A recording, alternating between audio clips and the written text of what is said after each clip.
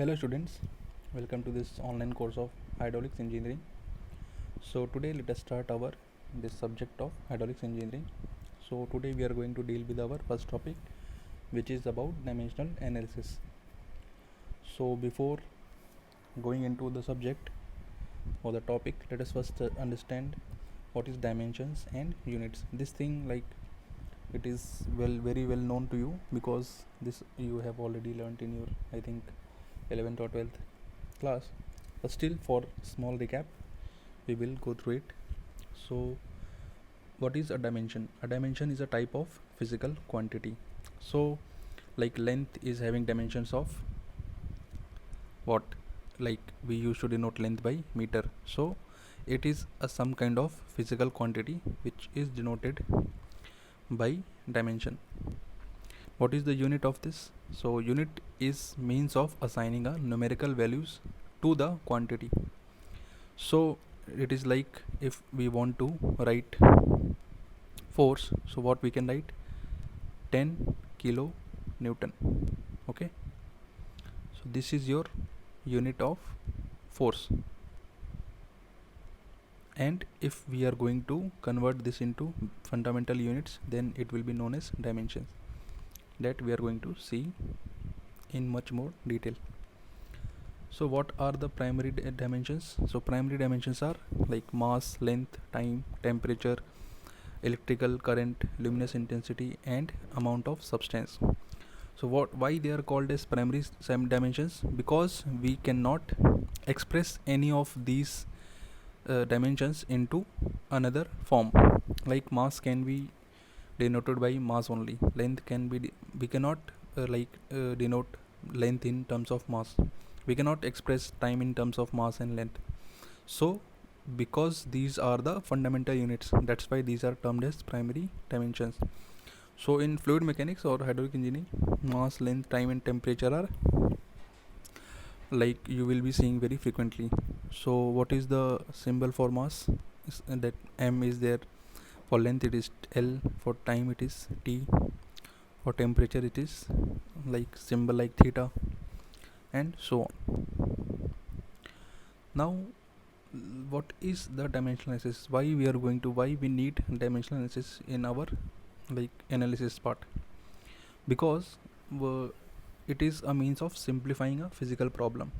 So if we are facing a completely new problem and we do not know how to approach it, so what we used to do, we used to uh, like do the first dimensional analysis of that particular problem. And in dimensional analysis, what we used to do, we used to find out all the parameters. Like let us say we got to know by our analysis that force is there, it is depending upon mass, it is depending upon acceleration, it is depending upon velocity, and so on. So these things we have calculated. Now what we want to do, we want to calculate the relationship between each of these. So we want to know how this force is going to depend upon mass, acceleration, velocity, and like any quantity which is coming into picture, how they are going to behave with each other. Okay, so this we want to calculate, because then only we are able to analyze the problem completely.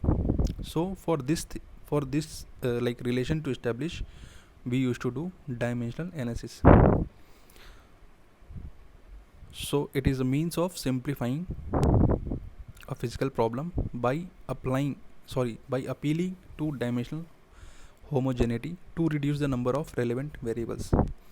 It is particularly used for presenting and interpreting experimental data. So we have done the experiment, we are having the results. Now we want to express those parameters, like how we want to relate them. So for that thing we are going to use dimensional analysis. And attacking problems not amenable to a direct theoretical solution, so we do not have the direct theoretical solution, so we can use this analysis for establish the relationship, checking the equation, so whether the equation is correct or not, that also we can check by the help of dimensional analysis. establishing the relative importance of particular physical phenomena, and physical modeling. So for modeling also these things are used very frequently. Now dimensional analysis is a mathematical technique for solving engineering problems. So we are having engineering problem to tackle that problem mathematically, because finally we have to quantify the like each parameter. We cannot say like without quantification it is of no use. So we have to check like what is the percentage increase, how much that efficiency is there. So quantification is there. So for engineers numbers are everything. So for that thing we can analyze with the help of dimensional analysis.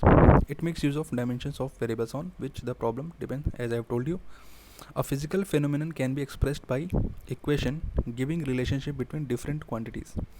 Such quantities are dimensional and non-dimensional.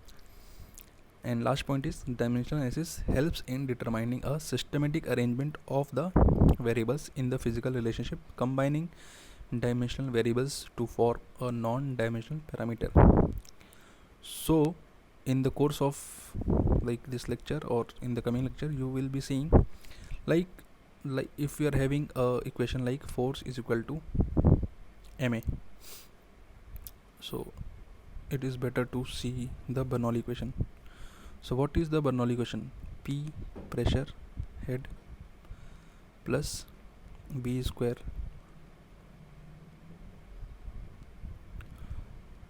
plus P by gamma plus Z. This is equal to constant. This is the Bernoulli equation. So you can see like each and every term is having the same dimensions.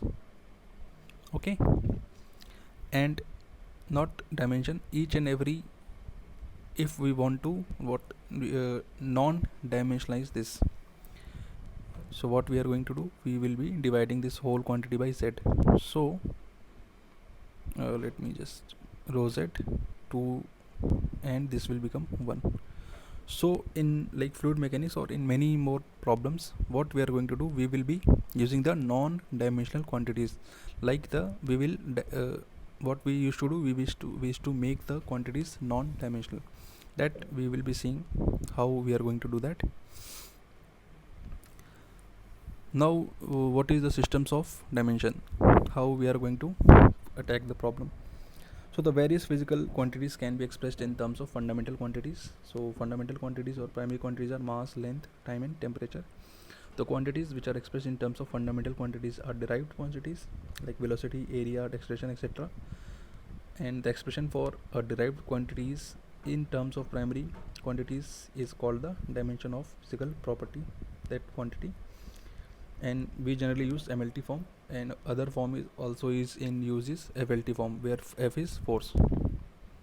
Okay,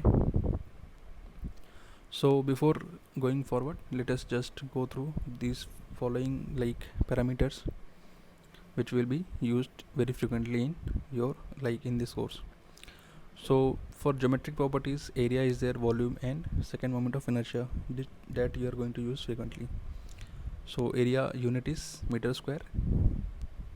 Okay, so meter square means L square.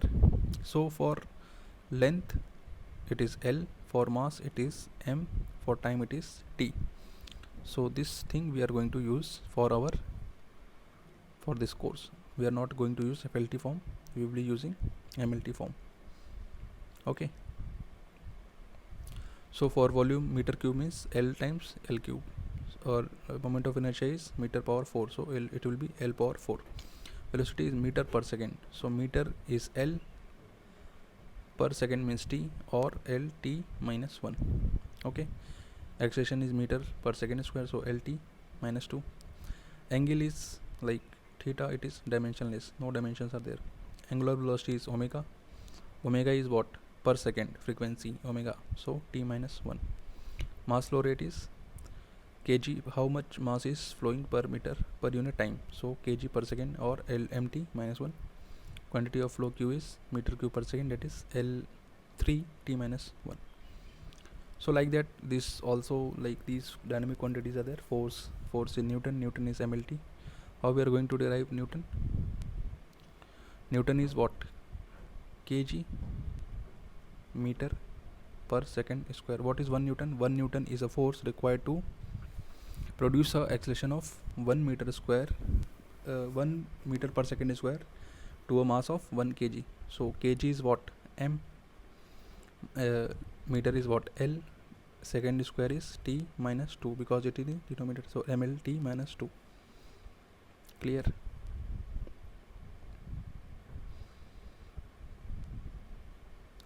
So this is your force. Moment is what? Force into displacement. So ml 2 into t minus 2. Energy or work is also same, Newton meter, ml2 t minus 2. But we cannot say like the unit of moment is joule. We only the moment the unit of joule is for, we are using it for only in the form of energy, okay, or work is also a form of energy only. Power is what? Like energy per unit work per unit time, so it is ml2 t minus 3. So like this, like for new quantities, not new quantities, in fluid mechanics we have seen density, viscosity, kinematic viscosity, surface tension and bulk modulus. So these are the basic quantities. Now let us move to our next concept, that is dimensional homogeneity. This you are using from like in your 6th 7th standard, but the name is, I think you are not knowing. Let us see what is dimensional homogeneity. Is useful tool for checking formulae. So by using this you can check whether the formula is correct or not. For this reason it is useful when analyzing a physical problem to retain algebraic symbols for as long as possible, only substituting number right at the end. So generally what we used to do, we used to calculate by using the symbols, and finally in the final expression we used to like put the values. This we are able to do because of this high dimensional homogeneity. Dimensional homogeneity is the basis of the formal dimensional analysis that follows. So this is the basis of dimensional analysis.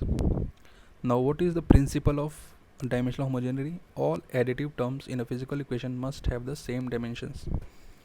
So let me just explain this, what we have written. Like the equation of, first equation of motion is u is equal to v is equal to u plus a into t. So dimensional homogeneity is saying every term, each term should, like if we are adding the two terms, then these two must be having same dimension. Let us check.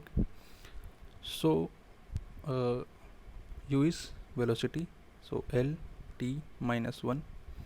Okay, so this term also have the same equation. Let us check. So acceleration is l t minus 2 multiplied by 2 t. So this 1 will be, and this minus 2 will become lt minus 1. So this means this is dimensionally homogeneous equation. Clear? So only this thing I wanted to tell. Like if you are adding some equations, let us check some more equation. Like v square is equal to u square plus 2as. Clear? So here u square means l2 t minus 2. So as is l t minus 2 into l, so it will become l2 t minus 2. Clear? So if you want to check your equation whether it is correct or not, what you are going to do, just check the dimension. If we are going to add it, here also it will come same, because this is having the same equation, the same dimension. So this you have to check whether, like if you have some doubt like the equation is correct or not, what you are going to do, you will be checking the dimensions, and if you are adding it, the dimension must be same. You cannot like add velocity to the acceleration, you cannot add force to the velocity. Force can be added to force only, acceleration can be added to acceleration only, velocity can be added to velocity only. So this is the basis of dimensional analysis. So in the next lecture we are going to see the Rayleigh equation, Rayleigh theorem and Buckingham pi theorem. So this is all for today. Thank you.